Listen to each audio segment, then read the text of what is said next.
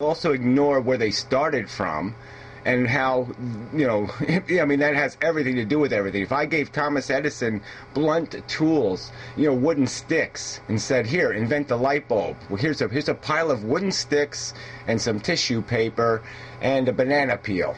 Okay, here's what you get to start with. Now, make a light bulb. I mean, he's going to have even a harder time making that work, isn't he? And so you start off with a system where you've got a chaotic population like the Congo. Let's use that as an example. I mean, any system is going to fail there because the infrastructure is almost impossible because of malaria. It is such a liability to anything you do there. I mean, it's such a drain on the social infrastructure that any system is going to fail. Okay, that isn't somehow designed to compensate for that huge disadvantage and liability. I mean, there's a big difference between building a house in a swamp and building one on a gigantic piece of granite. Okay, they have different obstacles and impediments, and you just keep... You talk an unqualified failure. What is that? That is bullshit, nonsense, infantile rhetoric. It is not an unqualified failure. It can be qualified. The fucking failure can be described. It can be analyzed. We can figure out what the fucking huge impediments were and what the likely explanation for the failures are. God.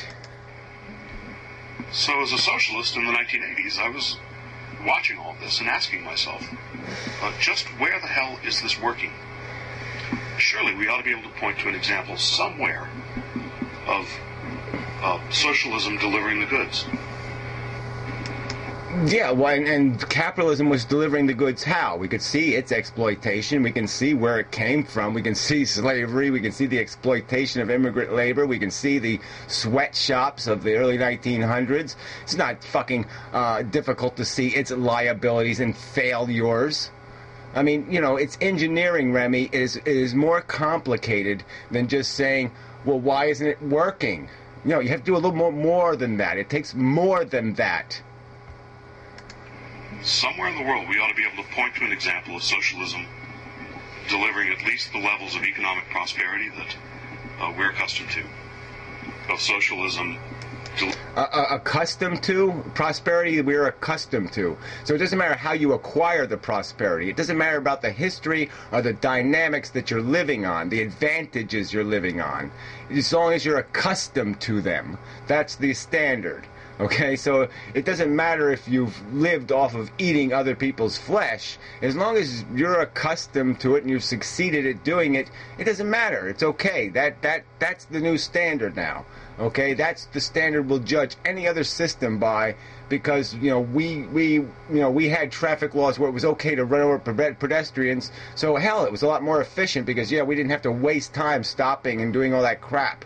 Okay, so we proved our system works much better. Well, yeah, but there's a lot of dead people in the fucking road.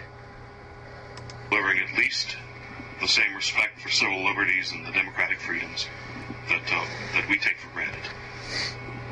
Well, you might take them for granted. I don't take them for granted, and I don't see their existence. Actually, when you, in practice, try to go find one of those liberties, one of those constitutional protections, they don't really exist. And then at 2:30 in the morning, the cops are at your fucking door for no reason.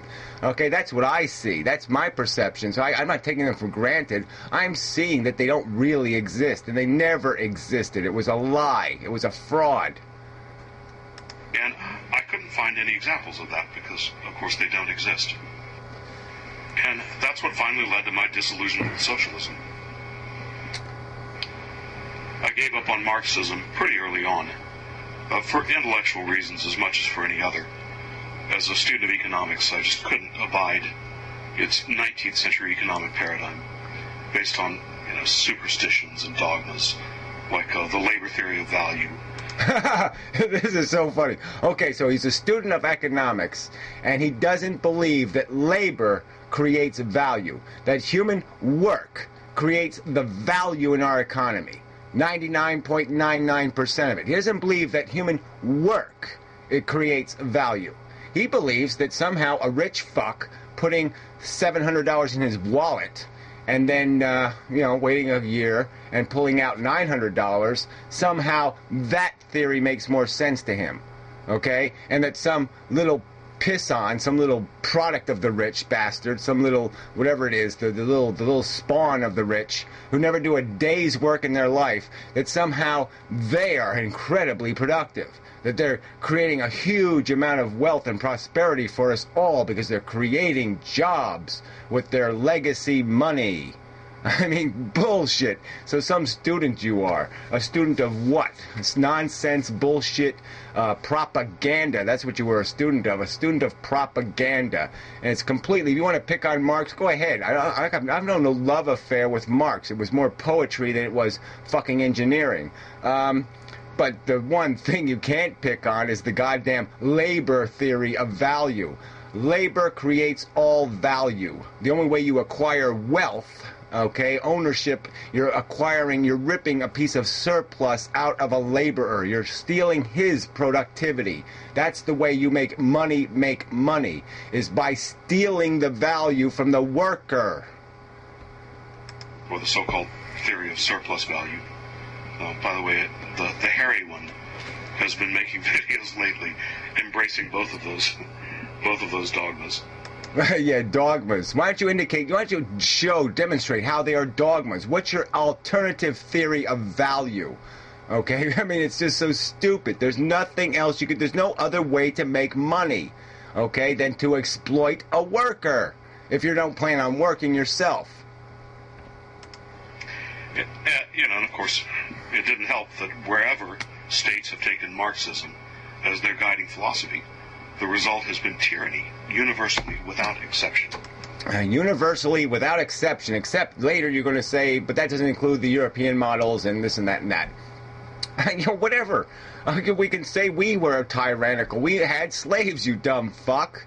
I mean, come on. It was just, we had involuntary servitude. We had, we took advantage of the people from other countries. We had them ship their no goods here so we could sit there and put them in work camps. What the fuck are you talking about? But even the more evolutionary versions of socialism seem to be failing as well.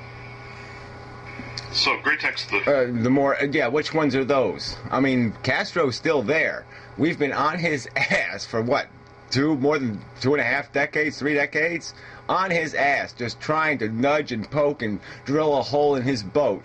Like we're like little sharks in the water, just gnawing, okay, at what's keeping him afloat. And he's still fucking afloat. The conclusion I drew from all this was that socialism is based on fantasy. It's based on fantasy. So that it's a fantasy to think that the people who do the work should do the owning, and that they should do the controlling.